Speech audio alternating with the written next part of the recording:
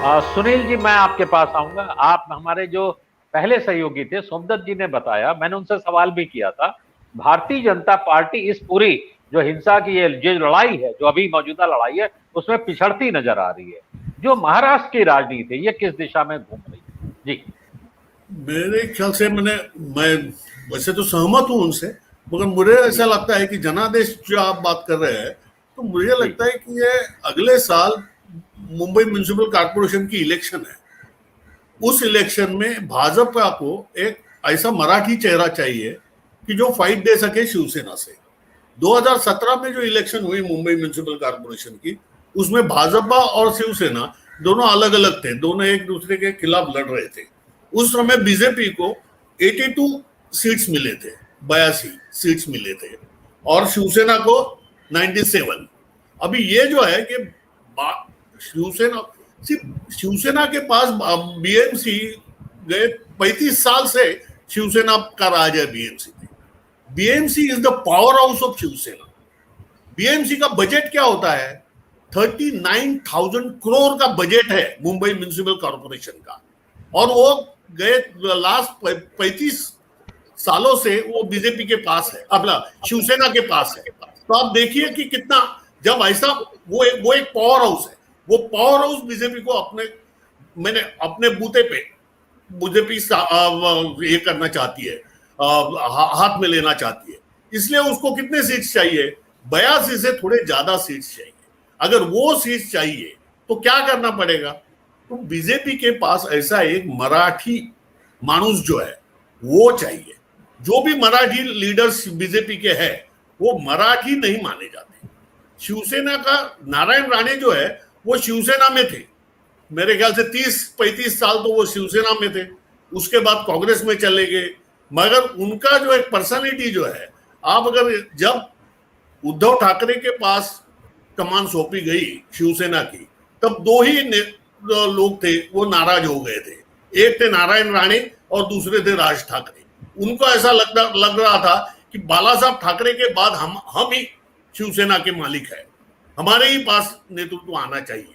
तो ये दोनों जो थे वो अलग हो गए थे। उसके बाद उसने उद्धव ठाकरे पे उद्धव ठाकरे ही उनका निशाना है नारायण राणे का, बाकी कोई नहीं है। उद्धव ठाकरे पे ही वो लगातार हमले करते रहते हैं। और ये जो ये है, इसके लिए अगर चाहिए तो शिवसेना को कैसा चाहिए?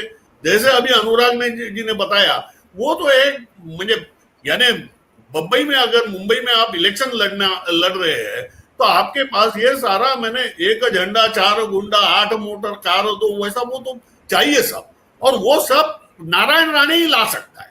तो इसके लिए नारायण राणे को, इसलिए देखिए वो नारायण राणे गए, ये जो उन्होंने मंत्री पद की शपथ ली, उसके बाद जो मुंबई में आए, वहां जाके उन्होंने पहले बाला साहब ठाकरे का जो स्मारक है वहां उन्होंने अपना माथा टेका, और उसके बाद उन्होंने पहला जो प्रेस कॉन्फ्रेंस किया उसमें हमला किया है वो उद्धव ठाकरे पे। इसका मतलब यह है कि नारायण राणे के पास जब उन्होंने रिबेल यानी बंद किया, विद्रोह किया था शिवसेना से बाहर, उनको निकाले गए, उस समय उनके साथ काफी शिवसैनिक थे।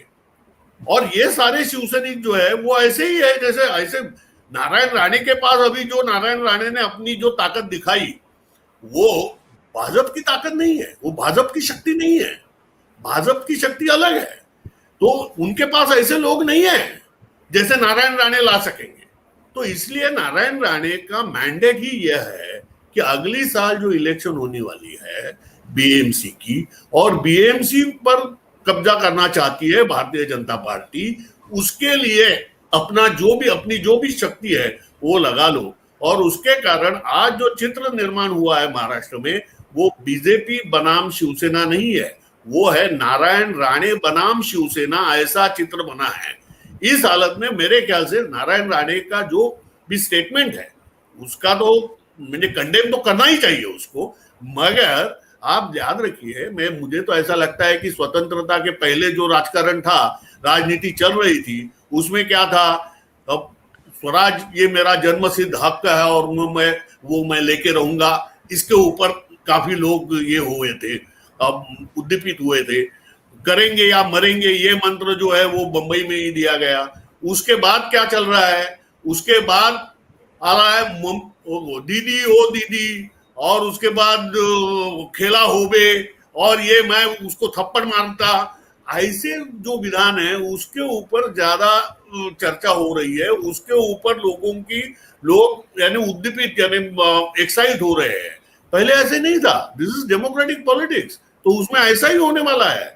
और इसमें इस राजकारण में नारायण राणे बीजेपी से भारी है, इसलिए आज जो चित्र निर्माण हुआ है वो इसके लिए हुआ है, और वो अगली इलेक्शन तक या ऐसे ही उनकी में छोटी मोटी स्किर्मिशेस जो है, बैटल्स जो है वो चलती रहेगी। सत्य हिंदी का ऐप डाउनलोड करें गूगल प्ले स्टोर पर।